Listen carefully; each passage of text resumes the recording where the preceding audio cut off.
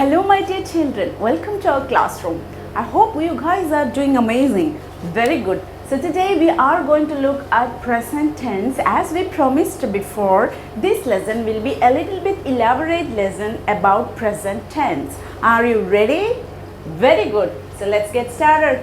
So here, present tense, we can also call present tense as present indefinite. Okay. So in the previous video, we have already discussed a little about present tense.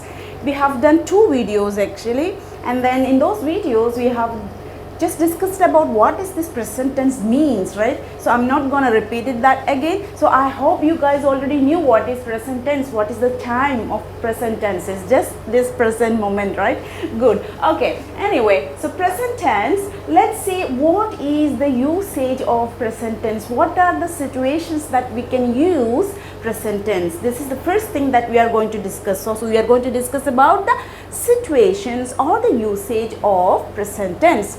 Okay, very good. So here we can use present tense when we are talking about some things which is happening in the present, you know, some actions which is happening normally, usually, which is happening in the present. For example, I have here an example. She teaches in a public school. She teaches in a public school. So here she is the subject, and what she is doing, she's teaching, but she is teaching every day usually. So this is like a common fact about her. That's why we use present tense. You got it? Yes. So here she teaches in a public school. Here teach is the verb and I use es.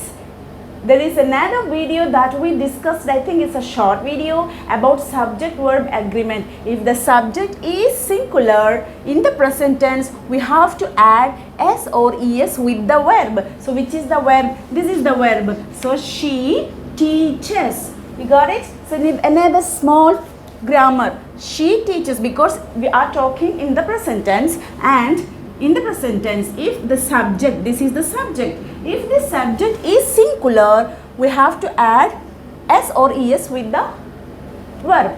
Okay. Now she teaches in a public school. So about this lady, this is the fact, it's a common fact. That's why we use present tense. Now you understand why we use present tense? Because she teaches in a public school. It's a common fact about her. So what is the next one? Next point, express a habitual action. If you want to express a habitual action, what is that? Habitual action means action that you are doing every day again. It's like a habit of you. Maybe you have a habit of dance every morning, or you have a habit of doing something activities every morning. It's a habit, it's a routine, it's a part of your daily routine. So in that case you have to use present tense. So here is the example. I do yoga every morning. I do yoga every morning. So every morning I do yoga, which is a habit of mine, or it's a part of my every morning routine. That's why I use present tense. Yes, I do yoga every morning. Next one, if you want to express a universal truth, like a fact which nobody can change. This is what I mean by universal truth. So like these stuffs, you are going to express in the present tense. Here is the example. The sun rises in the east. Nobody can change it. So the sun rises in the east. So this kind of very concreted statement we have to use in the present tense only. Okay, very good. And next is please little bit I need your attention here more. Express a subordinate clause.